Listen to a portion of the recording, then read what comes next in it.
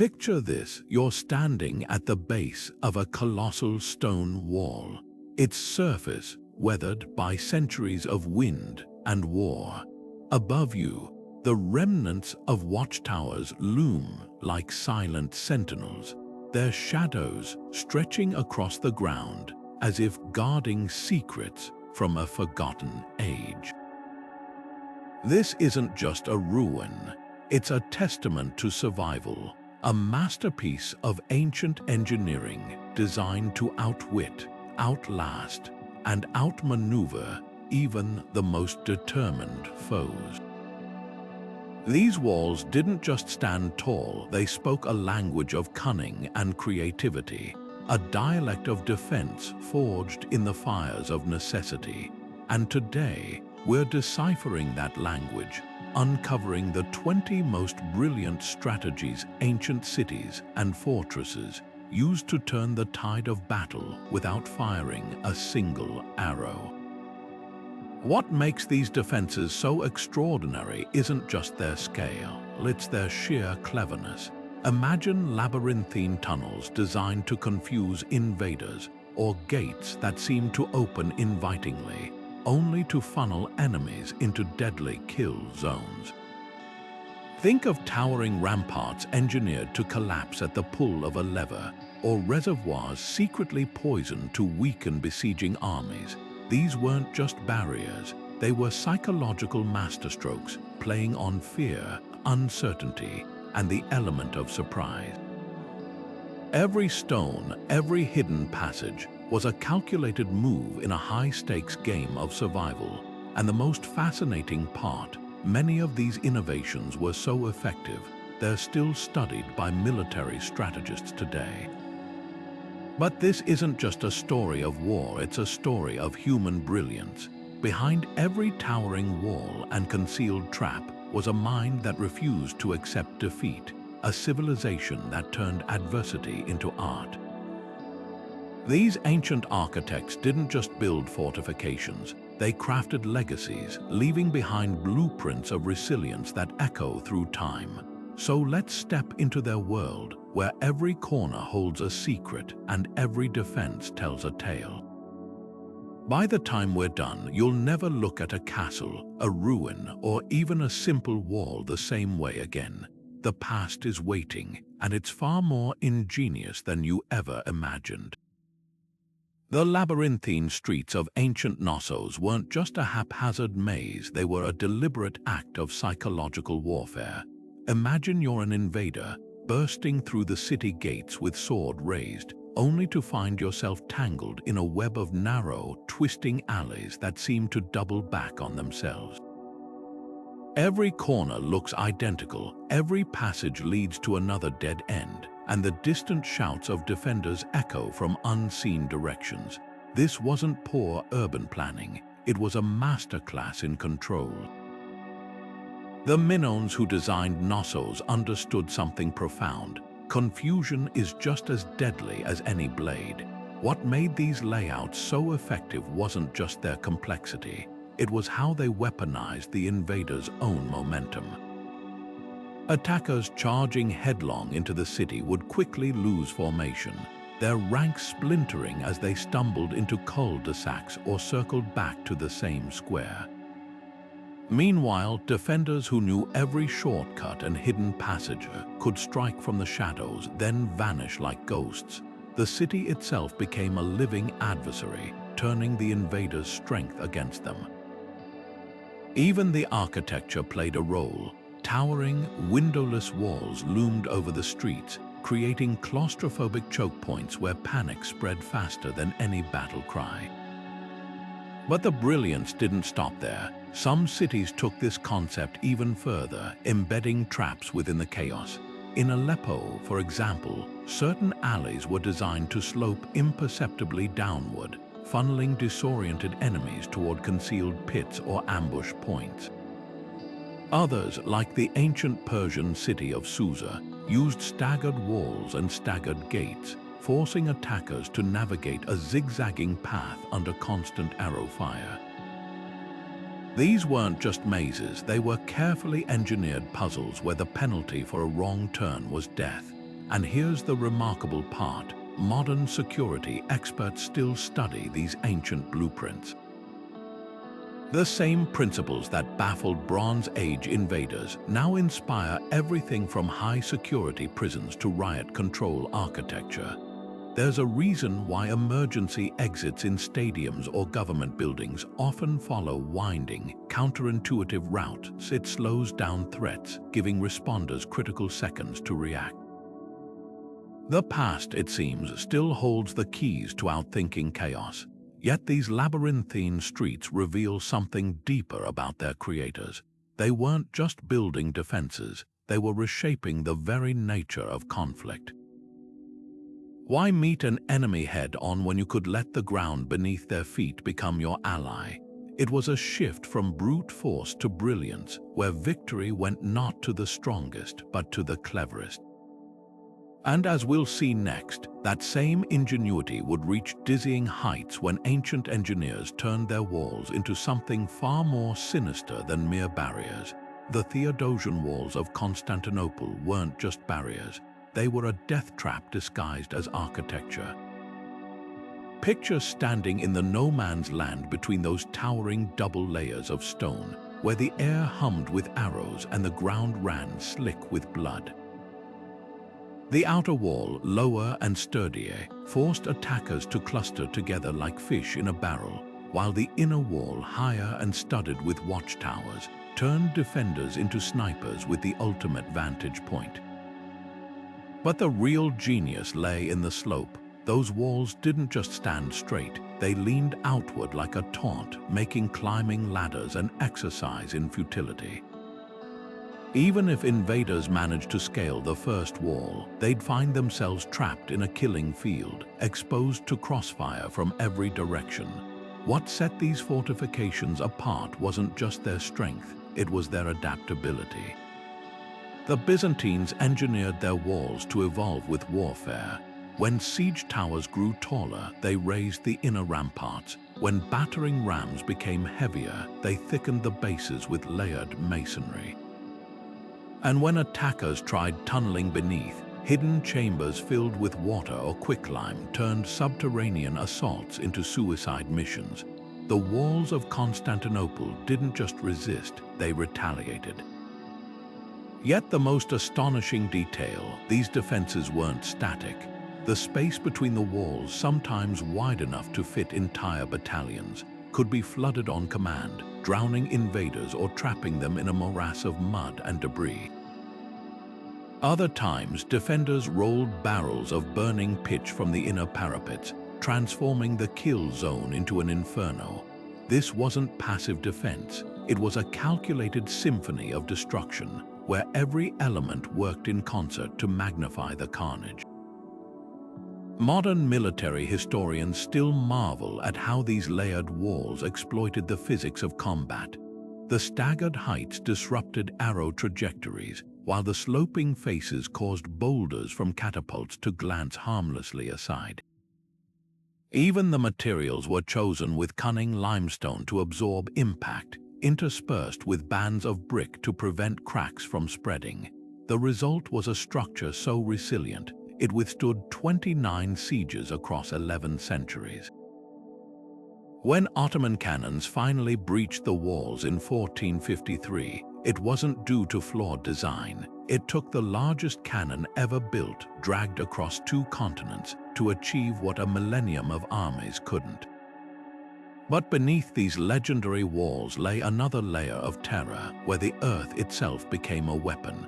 As invaders celebrated breaching the outer defenses, few realized the ground under their feet was riddled with tunnels not for escape but for ambush.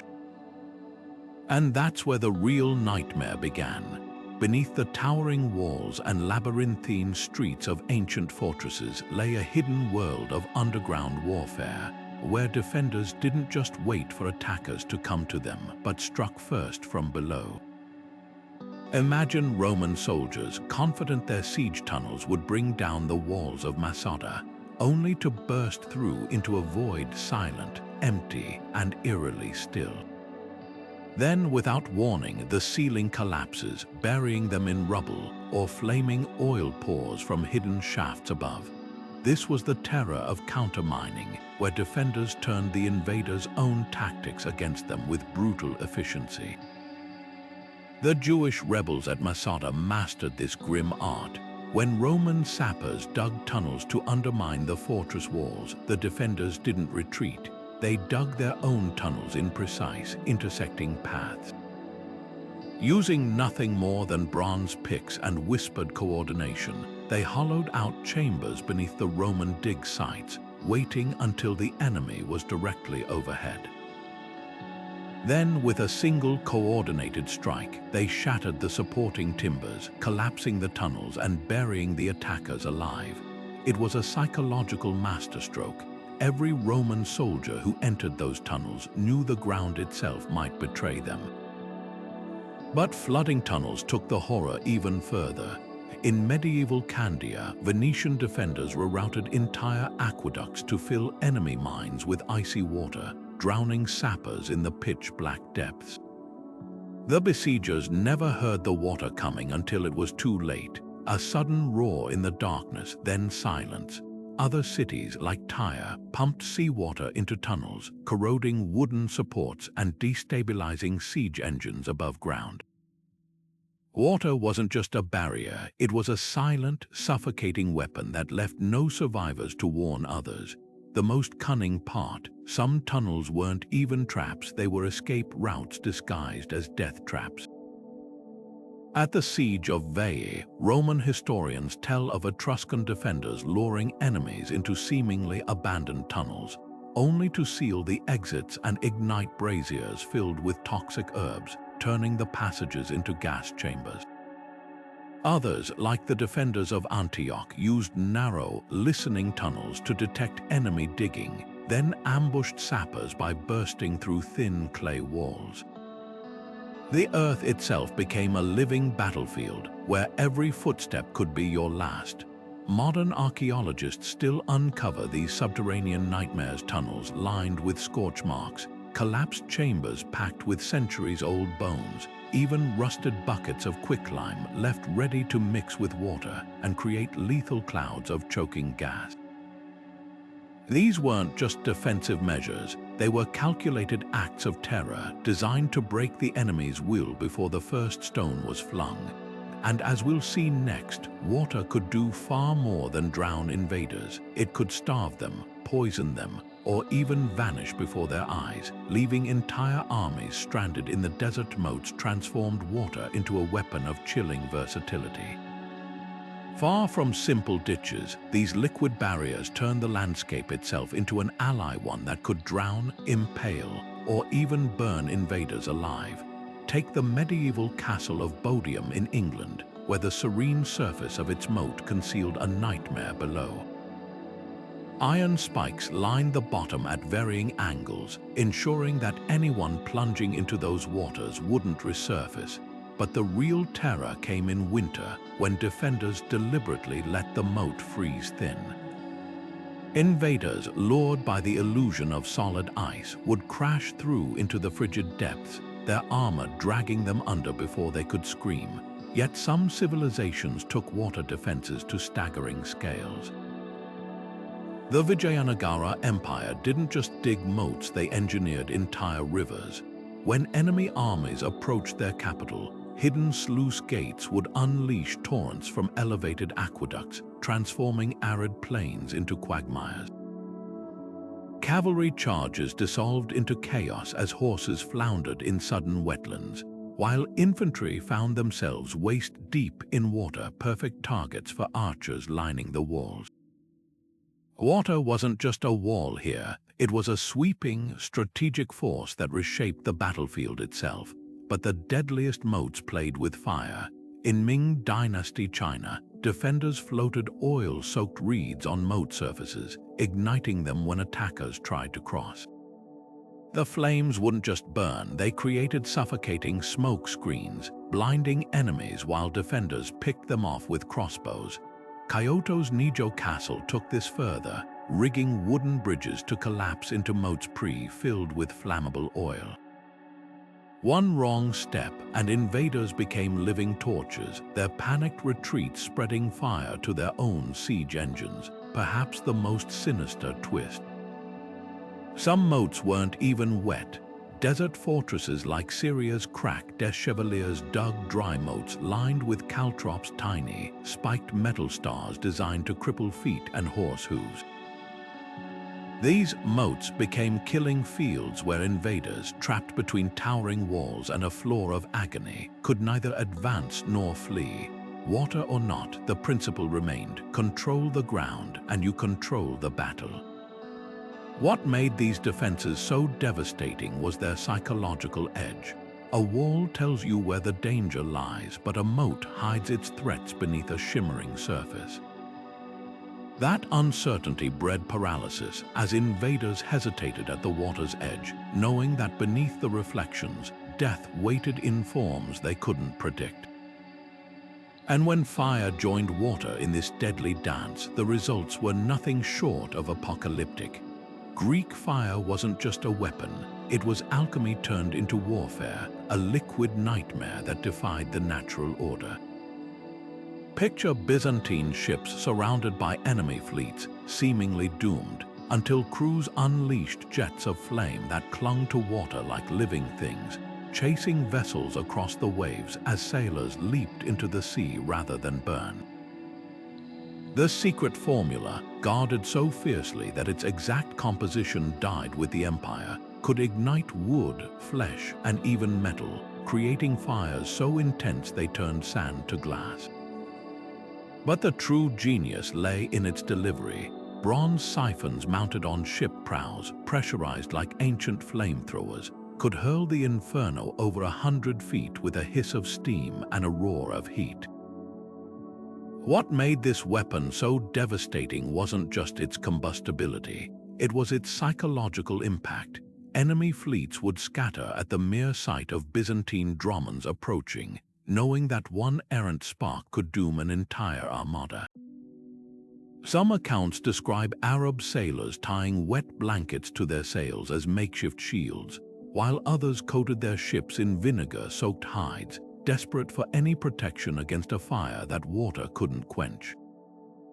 The terror was so profound that even when Byzantine ships were outnumbered 10-1, the mere threat of Greek fire could turn the tide without a single drop being spent. Yet Constantinople didn't corner the market on incendiary horror.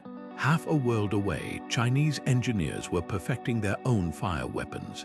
Cluster bombs filled with gunpowder and iron shards, launched from bamboo tubes to rain shrapnel and flame onto Mongol invaders. The defenders of Kaifeng once turned an entire river into a firestorm by floating oil-filled barrels downstream, igniting them as they crashed into enemy pontoon bridges. Meanwhile, in the Middle East, Persian chemists developed naft, a sticky, quick-burning substance launched in clay pots that shattered on impact, coating attackers in unquenchable fire. The common thread: these weren't random acts of destruction, they were calibrated instruments of terror. Fire weapons exploited primal fears, turning courage to ash in an instant. A soldier might brace against arrows or outmaneuver siege engines, but how do you fight something that crawls toward you, burning brighter when you try to smother it? This was warfare that targeted the mind as much as the body, where the mere memory of past infernos could make armies hesitate at critical moments, but fire was just the beginning. As we ascend to the battlements, we'll discover how ancient engineers turned gravity itself into a weapon, where a single stone dropped from the right height could shatter an army's resolve. The grand gateways of medieval castles weren't entrances, they were elaborate death traps disguised as passageways. Those heavy wooden doors you see in films, slowly creaking open to admit armored knights. They were the bait in a lethal puzzle where every architectural detail had murder in mind. Above the threshold, hidden behind carvings or iron grates, lurked the infamous murder holes, small openings in the ceiling where defenders waited with cauldrons of boiling oil, vats of quicklime, or even beehives primed to rain chaos downward. But the true horror came when attackers realized too late that the entire vestibule was designed as one giant killing box. Take Crack des Chevaliers, where the entrance tunnel curved at a precise angle to slow invaders just beneath a battery of murder holes. The second the vanguard hesitated, defenders would drop weighted nets from above, tangling swords and limbs while boiling water poured through gaps in the ceiling. At Chateau Gaillard, Richard the Lionheart's masterpiece, the outer gate opened onto a narrow ramp with murder holes positioned where attackers instinctively raised their shields, leaving their legs exposed to arrows fired from slits at ankle height. This wasn't just defense, it was psychological dissection, exploiting every human reflex for maximum carnage. Some fortresses escalated the concept to apocalyptic levels. The Teutonic Knights' stronghold at Malbork featured a death chamber, a vaulted hallway with a false ceiling rigged to collapse when enough enemies packed inside. Survivors would then find the real ceiling above them studded with iron spikes, lowered slowly by winches as archers fired through slots in the walls. Even the doors themselves could be weapons. Edinburgh Castle's infamous, yet a hinged iron grate would slam shut behind intruders while hidden channels in the floor released clouds of choking powdered lime. What made these designs so diabolical was their economy of motion. Unlike swinging swords or volleys of arrows, overhead traps required minimal effort from defenders. A single guard could dump a cauldron and disable a dozen attackers, preserving energy for prolonged sieges. The materials were brutally simple, scalding water drawn from ever-bubbling kitchen pots, stones stockpiled from collapsed outbuildings, even fermented urine kept ready to pour on wounds and guarantee infection. Every household item became a potential instrument of agony. Modern security experts still study these murder holes, recognizing how they transformed architecture into active combatants. The principle lives on in everything from prison guard towers to anti-riot police formations. Controlling the high ground means controlling the fight. But gates were just the beginning of the nightmare. Beyond them waited hallways that could drown intruders, stairs designed to break necks, and corridors where the walls themselves reached out to kill. Portcullises didn't just block gateways, they transformed them into guillotines on demand. Picture an invading force surging through a breached outer wall, only to hear the deafening screech of iron grating against stone as a half-ton lattice of spikes plummets from above. The lucky ones died instantly, impaled through helmet and skull. The rest found themselves sliced off from reinforcements, trapped between the descending portcullis behind them and a second, even heavier gate ahead. This was the brutal elegance of sequential gates. Attackers became rats in a maze, each barrier herding them deeper into a pre-planned slaughterhouse. The Crack des Chevaliers took this concept to chilling perfection. Its entrance tunnel featured not one, but 3 staggered portcullises, each spaced precisely 12 paces apart, just enough room for a dozen men to cram inside before the next gate dropped, isolating them in a stone coffin. Defenders perched above would then rain down fire-hardened stakes through narrow slots, angled so steeply that crouching provided no shelter. Even if attackers somehow survived, the real nightmare waited beyond. Inward opening inner gates studded with iron spikes that retracted as defenders winched them open, only to spring forward with lethal force when released, impaling anyone clinging to the bars. But the psychological terror ran deeper than the mechanisms. Some castles rigged their portcullises to fall unpredictably, sometimes after a delay, sometimes in rapid succession, keeping invaders perpetually off balance. At Coucy Castle in France, engineers installed counterweighted gates that could be tripped by a single guard pulling a hidden lever, transforming a seemingly secure advance into a death trap mid-stride. The message was clear: every step forward might be your last, and the very architecture was conspiring against you.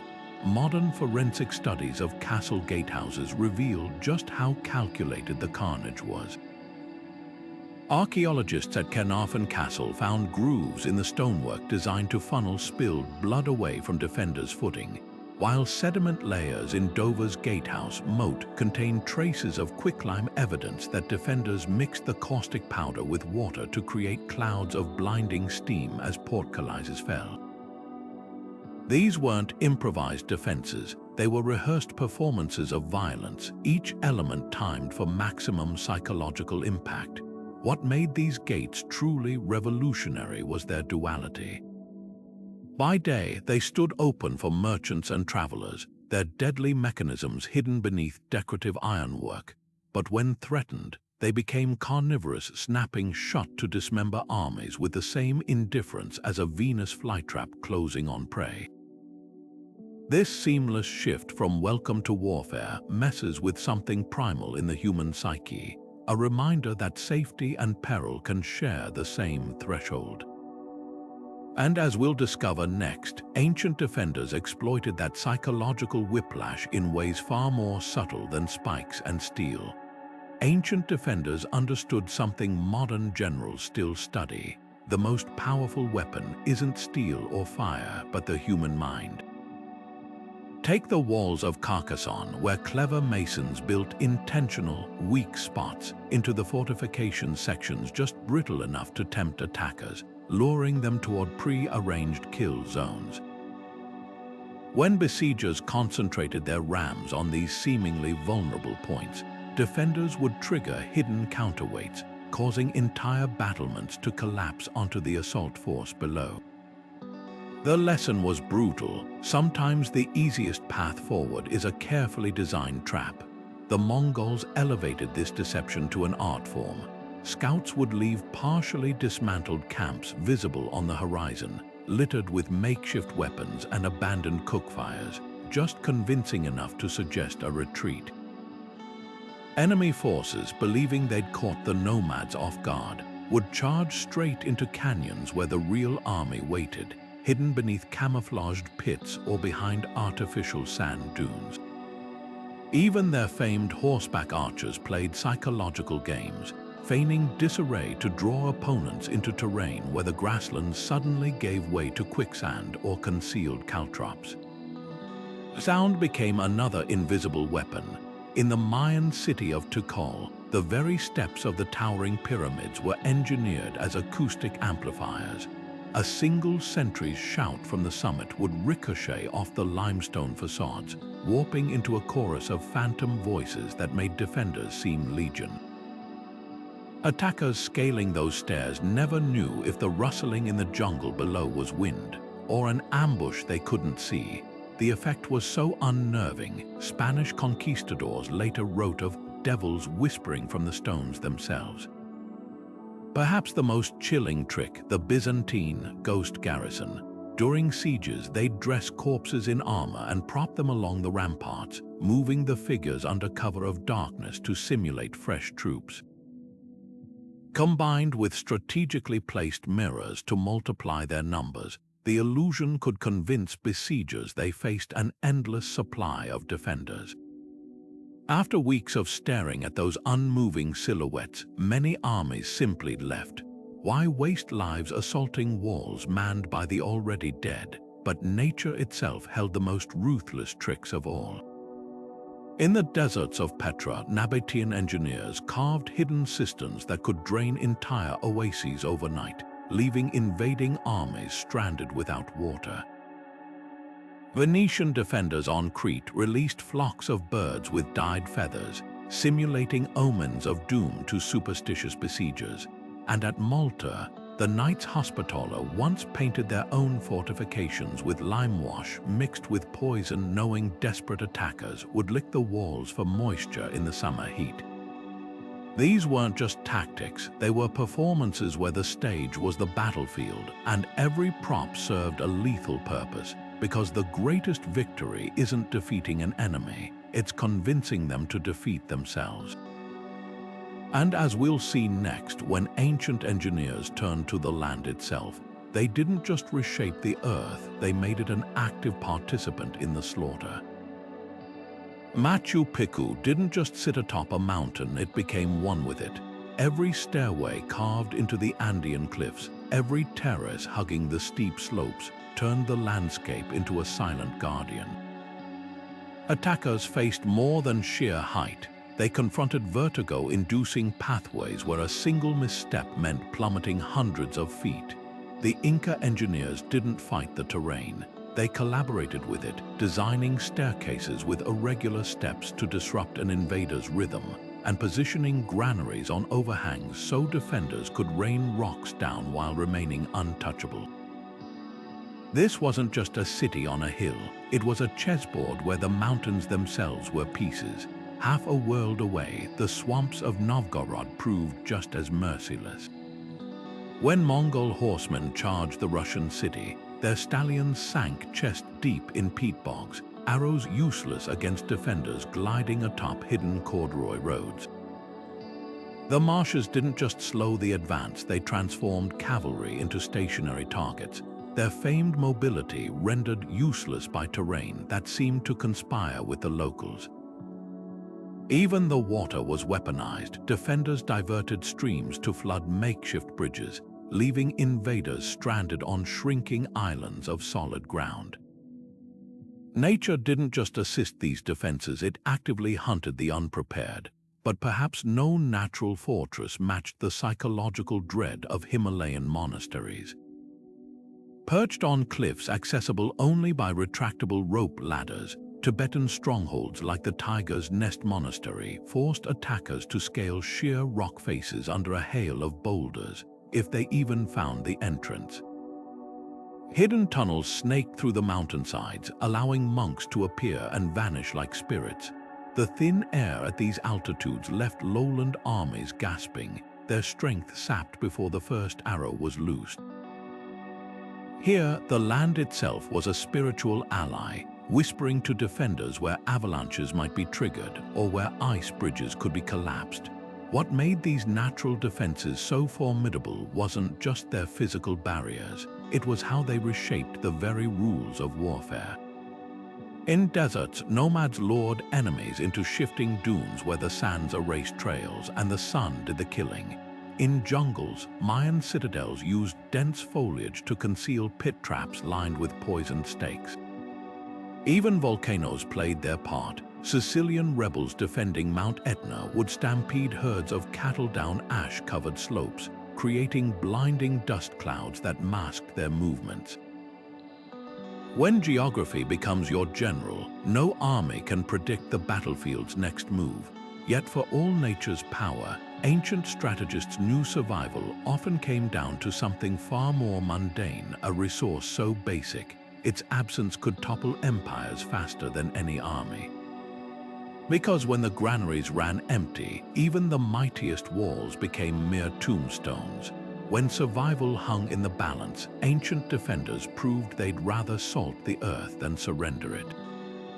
Poisoned wells weren't just acts of desperation, they were calculated gambits, turning every sip of water into a potential death sentence for invaders.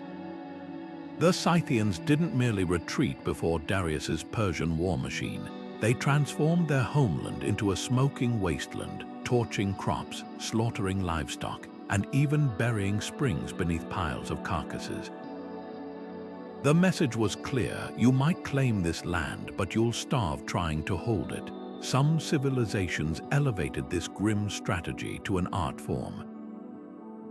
During Rome's siege of Numantia, the desperate Celtiberians mixed belladonna into their grain stores before abandoning them, knowing hungry legionaries would seize the spoils, only to collapse in convulsions hours later. In medieval Malta, defenders soaked wheat reserves in seawater, rendering them inedible but leaving them just palatable enough to tempt besieging Ottomans into debilitating stomach cramps. Even water sources became weapons. Assyrian texts describe defenders tossing rotting animal hides into reservoirs, contaminating them with bacteria that ravaged enemy camps with dysentery. But the most chilling innovations came from those who weaponized time itself. At the Siege of Tyre, Phoenicians dumped quicklime into their harbor waters, creating a caustic slurry that ate through ship hulls over weeks, just as Alexander's fleet arrived expecting safe anchorage. Others, like the defenders of Harar in Ethiopia, laced honeycombs with narcotic herbs, leaving them where invading soldiers would indulge in sweetness only to wake in chains. These weren't just traps, they were delayed reaction horrors, leveraging invaders' own needs against them. Scorched earth tactics carried a psychological brutality beyond physical starvation. When Russian armies retreated before Napoleon, they burned Moscow's granaries but left the wine cellars intact. The French troops, already stretched thin, descended into drunken chaos as winter closed in. Similarly, during the Japanese invasions of Korea, Admiral Yi Sun-sin ordered villagers to pickle their kimchi with extra saltpeter, knowing enemy foragers would gorge on the fermented vegetables and suffer explosive dehydration under the summer sun. What made these strategies so devastating was their inversion of logic. Why waste arrows on soldiers when you could let hunger, thirst, or their own gluttony do the work? It was warfare that attacked the body through its most basic needs, turning sustenance into sabotage. And as we'll see next, when human ingenuity reached its limits, ancient defenders recruited nature's most unpredictable allies, creatures that could terrify, maim, or vanish into the night without a trace. Carthage didn't just field war elephants, they weaponized their sheer unpredictability. Picture a Roman legion locking shields, only for the ground to tremble as 3 tons of armored pachyderms barreled into their ranks. But the real terror came when the elephants panicked. Drivers carried iron spikes and mallets to drive into the animals' skulls if they turned wild, ensuring their rampage cut through friend and foe alike. This wasn't just brute force, it was controlled chaos where the battlefield's most fearsome element could switch sides in an instant. Bees became another living weapon, their hives transformed into grenades. At the Siege of Thessalonica, defenders catapulted skeps filled with furious swarms over the walls, sending armored knights flailing as stings found gaps in visors and chainmail. Some castles kept apiaries along battlements not just for honey but for ammunition. The buzzing horror was psychological as much as physical. There's no shield drill for a cloud of enraged insects crawling under your breastplate. Then came the Mongols, turning biology itself into artillery. When plague gripped their camp during the siege of Kaffa, they loaded corpses onto trebuchets, hurling death over the walls in a grotesque preview of germ warfare. The defenders, unaware of contagion theory, dragged the bodies into the city for burial, sealing their doom as fleas carried the Black Death into their midst. It was a grim irony. The very act of respecting the dead ensured their destruction. Even dogs played their part. Egyptian fortresses bred massive mastiffs trained to ignore food from strangers, their iron-spiked collars deflecting blade strikes as they tore into invaders. The Romans later adopted this tactic, stationing Molossian hounds along Hadrian's wall, but with a twist. They starved the dogs before battles, ensuring their hunger made them relentless. What made these biological tactics so chilling was their duality. Animals couldn't be reasoned with or intimidated, and diseases showed no mercy to rank or armor. In an era of siege engines and swords, these were weapons that fought with tooth, sting, and spore, turning nature's indifference into a defender's advantage. And as we'll see next, ancient architects mastered an even subtler art, bending perception itself to their will. Ancient architects didn't just build walls, they choreographed death with celestial precision.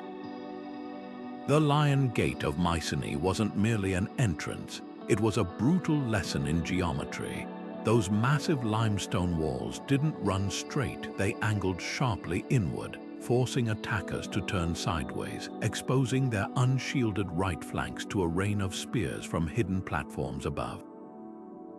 Even the gate's iconic lion relief served a purpose, carved at a deliberate height to draw the eye upward, distracting invaders from the murder holes lurking just beyond the lintel. This was architecture as psychological warfare, where every curve and carving manipulated movement like a puppeteer pulling strings, but Mycenae's engineers took deception further. Beyond the gate lay a labyrinth of false passages, doorways that seemed to lead to courtyards but opened onto sheer drops, or corridors that narrowed suddenly, funneling enemies into kill zones where the walls themselves became weapons.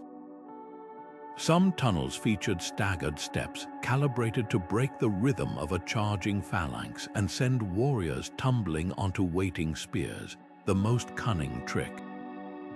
Sections of the walls were built with intentionally weak mortar, so defenders could collapse specific passages mid-battle, isolating groups of attackers like sheep in a slaughter pen. Celestial alignment turned these traps into instruments of terror. During solstices, the setting sun would angle through narrow slits in the western walls, blinding invaders while illuminating hidden archer positions for defenders. At Nossos, certain corridors aligned with the summer equinox sunrise, creating blinding shafts of light that masked the movements of counterattack forces. Even the stars played their part. Night assaults became suicidal when defenders used constellations to time their ambushes, exploiting moments when moonlight would silhouette climbing enemies against the walls.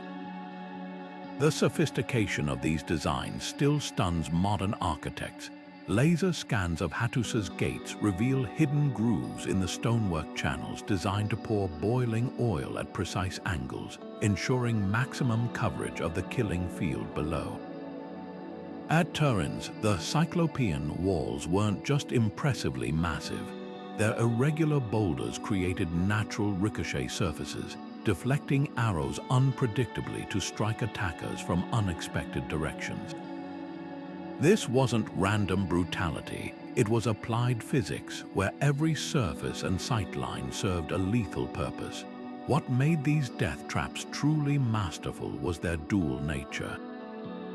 By day, they functioned as grand entrances welcoming traders and emissaries. But when threatened, the same features that once dazzled visitors became instruments of carnage, a reminder that in ancient warfare, beauty and brutality were often carved from the same stone.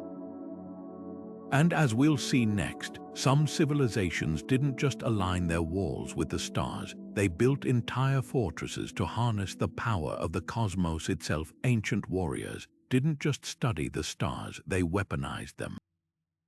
Take the Mayan pyramid of Kukulkan at Chichen Itza, where the spring equinox transforms the stone staircase into a slithering serpent of light and shadow.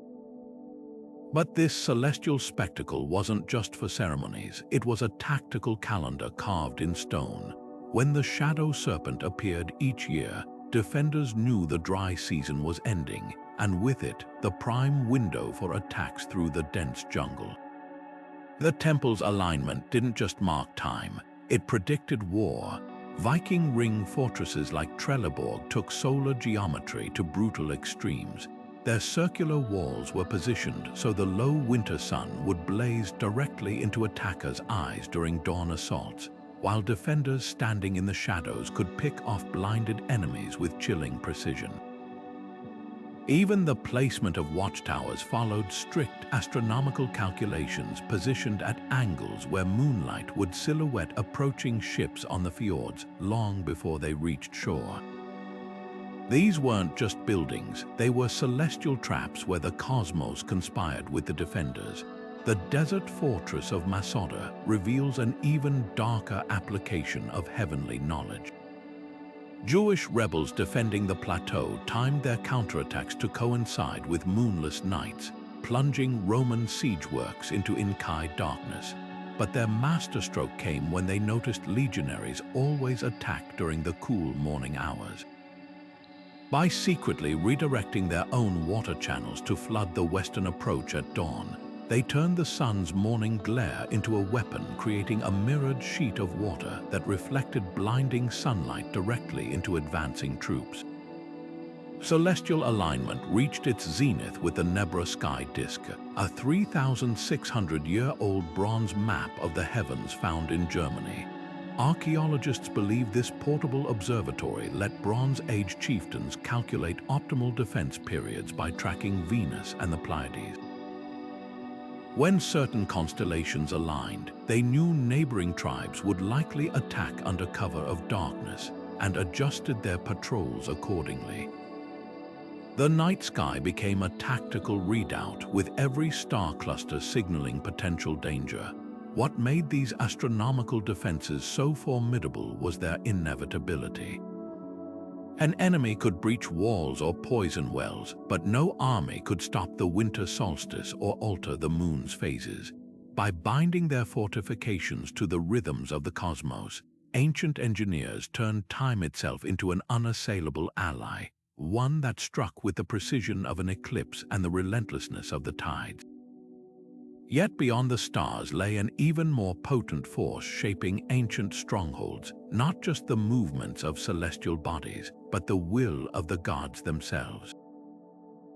Because when mortal defenses faltered, civilizations turned to divine intervention, crafting holy sites where faith became the ultimate fortress. Sacred spaces didn't just inspire awe, they engineered it into an unbreakable defense. Angkor Wat's sprawling temple complex wasn't merely a spiritual hub. Its towering concentric walls formed a layered kill zone disguised as devotion. Invaders charging through the outer galleries would find themselves funneled into narrow corridors where statues of wrathful deities loomed overhead, not just decoration, but psychological warfare. The higher attackers climbed toward the central shrine, the steeper the staircases became, forcing them to ascend single file on hands and knees, utterly vulnerable to arrows from hidden platforms. Faith here wasn't just a shield, it was a blade honed by centuries of celestial mathematics, with every moat and causeway aligned to celestial events that doubled as tactical calendars. But the genius of sacred strongholds lay in their duality.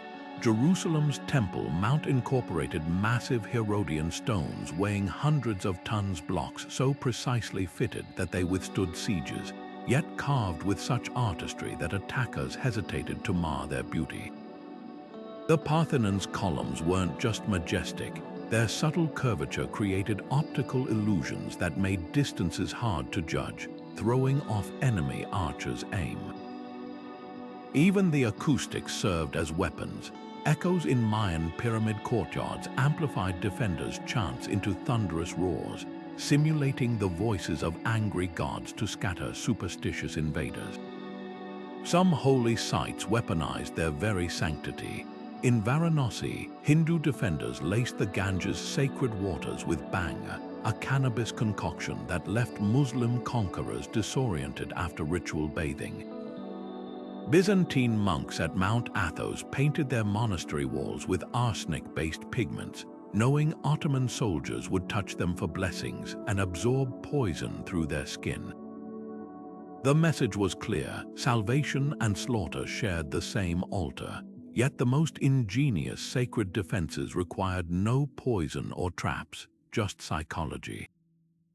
When Mongol hordes approached Tibet's Potala Palace, monks staged elaborate rituals atop the ramparts, burning rare herbs to create ominous smoke patterns. To steppe warriors who revered omens, the spectacle wasn't just strange, it was terrifying. They withdrew without striking a single blow. Faith, it seemed, could collapse armies faster than any battering ram. Now consider something far humbler than temple stones, the mud bricks of Jericho.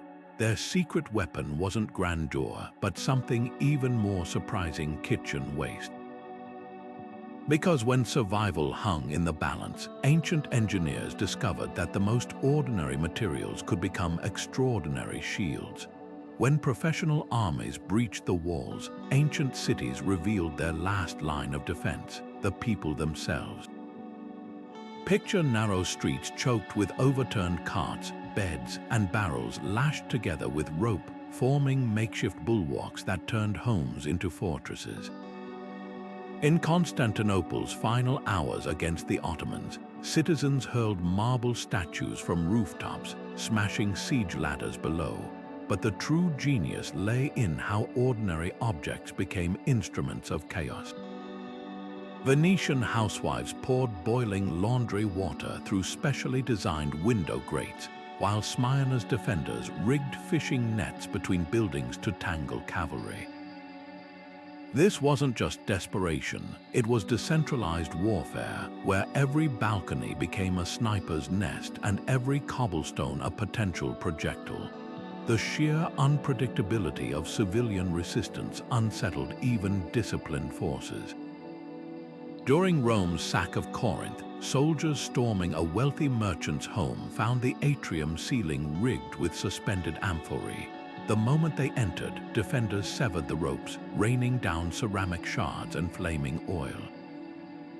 In medieval Ghent, weavers used their heavy looms as mobile barricades, rolling them into alleys to create instant choke points. The most chilling innovations came from children. Genos boys were taught to heat coins in smithies and scatter them along roads, forcing barefoot attackers to dance on searing metal. What made these improvised defenses so effective was their psychological impact.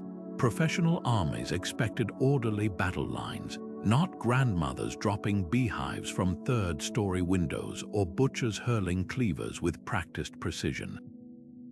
At the siege of Saragossa, Napoleon's troops recoiled when defenders unleashed herds of stampeding pigs, smeared with tar and set ablaze, a grotesque spectacle that disrupted entire battalions. Even sound was weaponized. In 15th century Florence, citizens banged empty pots from rooftops to create deafening echoes, masking the movements of counterattack forces.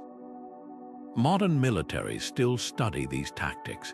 The Ukrainian resistance's use of Molotov cocktails and repurposed construction equipment in Kiev mirrors how Byzantine guilds melted down church bells into shrapnel. The lesson endures. When a city's inhabitants transform their daily tools into weapons, victory isn't about overpowering the enemy, it's about outthinking them with whatever's at hand. But for all their creativity, urban defenders had one weapon even deadlier than flaming livestock or falling furniture: information. Because in the shadows of every besieged city, an invisible war was waged not with steel, but with whispers, forgeries, and carefully planted lies. The speed of information could make or break empires, and ancient civilizations crafted signaling systems so swift they outpaced the fastest horses. Along the Great Wall's serpentine spine, watchtowers stood close enough to see each other's smoke signals by day or fire beacons by night. A single alert from the western deserts could race eastward to the capital in under 12 hours, a feat unmatched until the telegraph. But the real genius lay in the code. Different colored smokes warned of specific threats: black for cavalry, white for infantry, and red for imminent assault. Attackers might breach one section, only to find the entire frontier already braced for their arrival.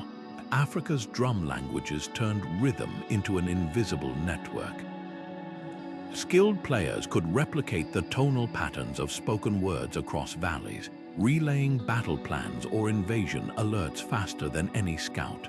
The Luba people of the Congo developed such precision. Their talking drums could mimic proverbs, allowing sentries to disguise military commands as harmless folk sayings. To outsiders, it sounded like music. To defenders, it was a live map of enemy movements. Some systems weaponized geography itself. In Persia, engineers built mirror forts atop mountain passes, their polished bronze plates flashing sunlight between peaks. A coordinated tilt could send coded bursts across hundreds of miles in minutes, a silent language of light. The Byzantines refined this further, using synchronized heliographs to coordinate naval defenses. When Arab fleets approached Constantinople, the city's chain boom would snap shut across the Golden Horn within moments, not because every captain saw the ships, but because the mirrors told them. What made these networks so formidable was their adaptability. Scottish clans used cairn stacks as route markers during rebellions, rearranging stones to signal safe paths or ambush sites. Inca runners carried quipus-knotted cords recording troop numbers along the Andean highways, their sprinting relays outpacing Spanish cavalry. Even weather became an ally. Tibetan monasteries timed their smoke signals to valley winds, ensuring messages climbed straight up cliff faces where invaders couldn't intercept them. Yet no early warning system compared to the sheer ingenuity of those who didn't just read the environment but controlled it. Because when ancient engineers turned their gaze skyward, they didn't just watch the storms, they learned to weaponize them. The Russian steppe didn't just endure winter, it weaponized it. When Napoleon's Grande Armée marched toward Moscow in 1812, they found not resistance but retreat. The Tsar's forces burned their own villages, leaving the French to stumble into a frozen wasteland with no shelter and dwindling supplies. By the time temperatures plunged to -30 degrees, Napoleon's troops weren't just fighting Russians. They were battling frostbite that turned fingers black and cannons so brittle their barrels cracked when fired. This wasn't just cold weather, it was a tactical scalpel, slicing an invading army apart without a single decisive battle. Half a world away, desert cities perfected the opposite strategy. The Nabateans of Petra didn't bother defending their mountain passes in spring. They waited until midsummer, when temperatures soared past 120 degrees. Invaders, weighed down by armor and marching under the relentless sun, would find the city's cisterns mysteriously drained. As men and horses collapsed from dehydration, hidden archers picked off stragglers from shaded cliffs. The desert itself became an accomplice, its shimmering mirages luring disoriented soldiers into dead-end canyons where vultures circled long before the first arrow flew. Monsoon seasons offered Southeast Asian kingdoms equally lethal advantages. The Khmer Empire timed their retreats to coincide with annual floods, drawing enemies into lowlands where sudden downpours transformed the battlefield into a soup of mud. Cham warriors in Vietnam went further. They engineered rice paddies as aquatic traps, their intricate irrigation systems doubling as floodgates that could drown entire regiments with the pull of a lever. Unlike European castles that relied on stone, these civilizations built their defenses from rain and river currents, turning the weather into a living, breathing ally. What made these strategies so devastating was their inevitability. You could outmaneuver an army or outsmart a general, but no force on earth could stop the turning of seasons. The Mongols learned this the hard way when their famed horsemen tried to invade India. Their bows warped in the humidity, their leather armor rotted in the rains, and their horses floundered in terrain that changed from dust to swamp overnight. Nature didn't take sides, it simply punished those who failed to heed its rhythms. Yet the true masters of seasonal warfare weren't those who merely endured the elements. They were the ones who adapted mid-battle. Venetian admirals, for example, studied wind patterns like chessboards, positioning their fleets so sudden squalls would blow enemy ships onto hidden reefs. Incan runners carried lightweight reed bridges to outmaneuver Spanish conquistadors during flash floods, then dismantled them to strand their pursuers. Adaptability wasn't just a skill, it was the ultimate defense, turning every shift in the wind or drop in temperature into an opportunity. And as we'll see next, the most resilient civilizations didn't just react to change. They anticipated it, morphing their strategies as fluidly as the seasons themselves. The Inca didn't just build walls, they engineered living, breathing defenses that danced with the earth itself. High in the Andes, their fortresses stood defiant against earthquakes that would have shattered lesser structures, thanks to stones cut with such precision that they interlocked like puzzle pieces. When tremors struck, these blocks shifted and settled back into place, absorbing the shock without collapsing. This wasn't just masonry, it was architectural judo, using the land's own violence to reinforce the walls. Even more remarkably, the Inca designed their strongholds with expansion in mind. New sections could be added seamlessly, growing organically like tree rings to accommodate larger garrisons or shifting battle lines. But modular design reached its zenith in the floating fortresses of the Aztecs. Their island city of Tenochtitlan wasn't anchored to a single defensive plan. Entire sections could be reconfigured overnight. Causeways were built with removable bridges, turning the lake into a moat on demand. When Cortés's forces attacked, defenders simply dismantled key segments, stranding heavily armored conquistadors in deep water where canoes swarmed like piranhas.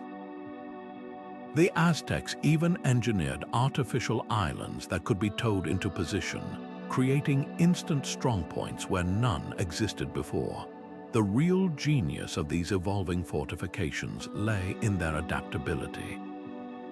Medieval engineers in Carcassonne constructed their walls with hollow chambers, ready to be filled with rubble if breaches occurred, transforming weaknesses into reinforced bulwarks mid-siege. Japanese castles like Heimji featured detachable floorboards, allowing defenders to rapidly alter interior layouts to confuse invaders. Even the Romans pioneered prefabricated fort components, shipping numbered stone blocks to frontier sites where legions could assemble defenses faster than local tribes could organize attacks. What set these systems apart wasn't just their ingenuity, it was their foresight. Unlike static walls that grew obsolete, modular defenses could evolve with new threats. The Ottomans perfected this by building concentric rings around Constantinople, each new wall correcting flaws revealed in previous sieges. By the time cannons dominated warfare, their layered redesigns could absorb artillery hits that would have flattened older fortresses. Yet for all their brilliance, even the most adaptable walls had one vulnerability: the people behind them. And as we'll discover next, some defenders didn't need stone or steel to turn the tide of battle. They wielded something far more unpredictable: the human spirit, sharpened by desperation and honed by cunning. When the last soldiers fell, history's most formidable defenders often emerged not from barracks but from bakeries and blacksmith shops. Take the Swiss peasants at Morgarten in 1315. Farmers armed with nothing but halberds and hayforks ambushed an Austrian nightly charge by rolling boulders down alpine passes, then butchered the disoriented survivors in the narrow valley below. Their victory wasn't just luck, it was the raw power of civilians fighting for their homeland, turning every tree and hillside into an ally. The Spanish guerrillas who harried Napoleon's armies perfected this asymmetrical warfare. Village priests hid weapons behind altars, while tavern keepers poisoned wine barrels left for French troops. But the real stroke of genius, they communicated through flamenco songs, embedding troop movements in guitar rhythms and coded lyrics. A seemingly innocent serenade might reveal the location of a munitions cache or warn of approaching dragoons. This wasn't just resistance, it was an entire population waging war through their daily lives, where a farmer's scythe could slit a sentry's throat as easily as harvest wheat. Modern parallels abound. In World War II, the Danish underground smuggled Jews to safety in fishing boats, their routes concealed within normal trade patterns. More recently, Ukrainian grandmothers famously handed sunflower seeds to Russian soldiers, saying, "Put these in your pockets so flowers will grow where you fall." These moments reveal a universal truth: when professional forces fail, The fiercest defenders are often those with the most to lose: parents protecting children, artisans guarding generations of craft, communities preserving their way of life. What made civilian resistance so potent wasn't just desperation, but innovation. Warsaw's Jewish fighters during the ghetto uprising crafted Molotov cocktails from stolen kerosene and smuggled sugar, while the Maquis in France repurposed bicycle inner tubes as silent slingshots. Even children became couriers, their innocence a perfect camouflage for carrying messages past checkpoints. The tools of everyday existence: kitchen knives, farm tools, even musical instruments morphed into instruments of defiance. Yet the most powerful weapon wasn't hidden in a hayloft or a hymn book. It was the unshakable knowledge that invaders might control the ground, but never the people.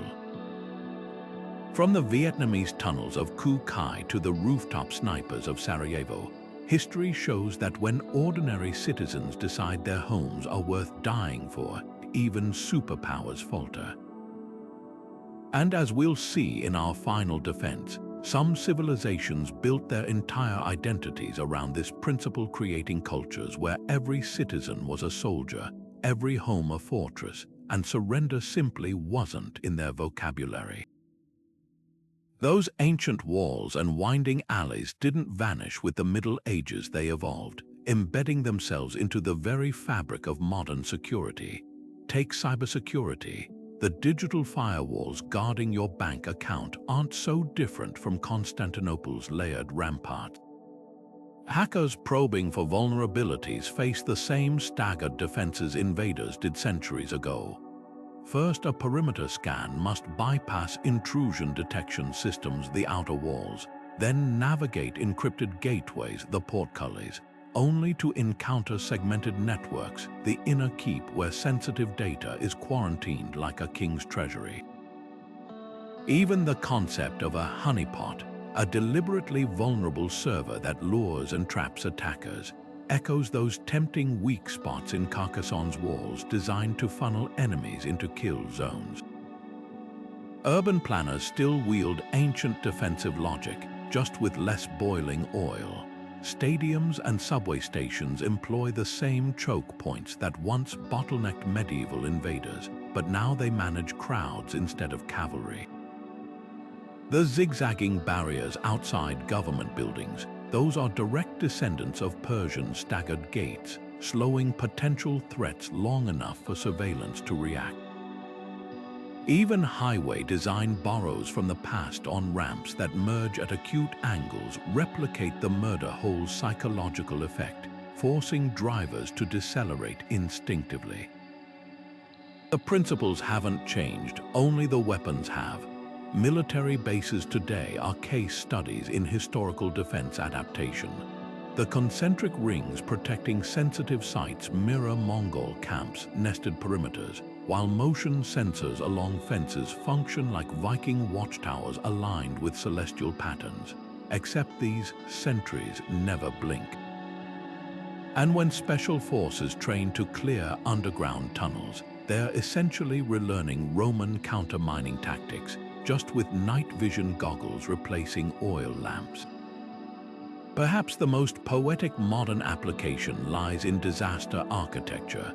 Japan's tsunami-resistant buildings, with their collapsible lower floors, operate like Machu Picchu's earthquake-absorbing masonry. Both sacrifice small sections to save the whole. Similarly, floodgates in Venice owe their design to Byzantine aqueduct sluices, proving that even climate change battles are fought with ancient blueprints. These enduring strategies reveal a universal truth. The best defenses don't resist change, they anticipate it. Whether repelling hackers or hurricanes, humanity keeps reaching back to those same core principles of misdirection, layering, and controlled chaos. The tools grow sleeker, but the wisdom remains carved in stone. These ancient walls and war rooms whisper a truth we're still grappling with today. Ingenuity isn't born from comfort, but from the crucible of necessity.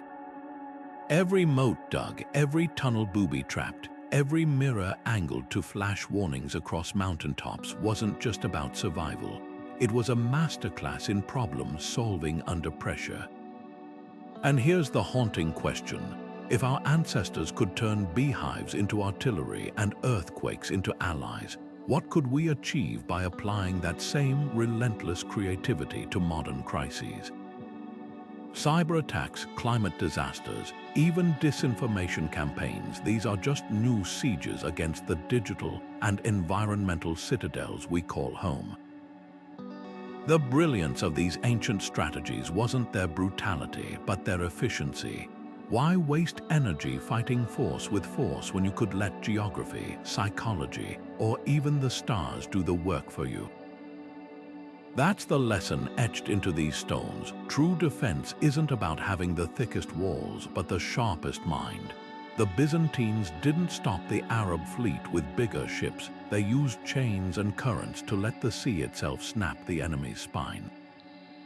The Inca didn't just endure earthquakes, they designed their cities to dance with tectonic shifts. Adaptation wasn't a tactic, it was a philosophy. So what's stopping us from thinking like them? Imagine applying modular fortification logic to flood-prone cities, where buildings could rise with water levels like Venetian floating barricades. Picture cybersecurity systems modeled after Labyrinthine streets, where hackers get lost in digital dead ends while alarms sound from hidden nodes. Even social media misinformation could be countered with Byzantine-style ghost garrisons, AI-generated profiles flooding platforms with truth faster than lies can spread.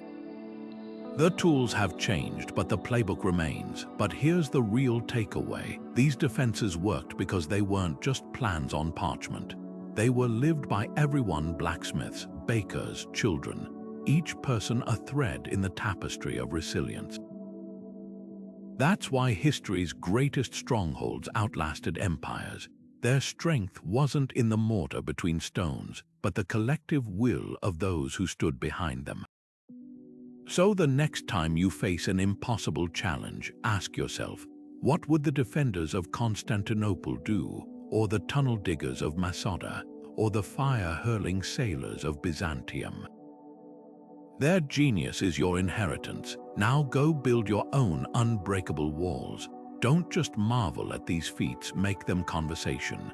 Drop your favorite defense in the comments, whether it's the psychological terror of mirrored fortresses or the raw cunning of poisoned honey. And if you're hungry for more stories where history's underdogs outthink the odds, hit subscribe, because the past isn't a graveyard of dead ideas. It's an arsenal of solutions waiting to be rediscovered. The siege lamps are lit, the gates are open, and the next chapter of Ingenuity starts with you.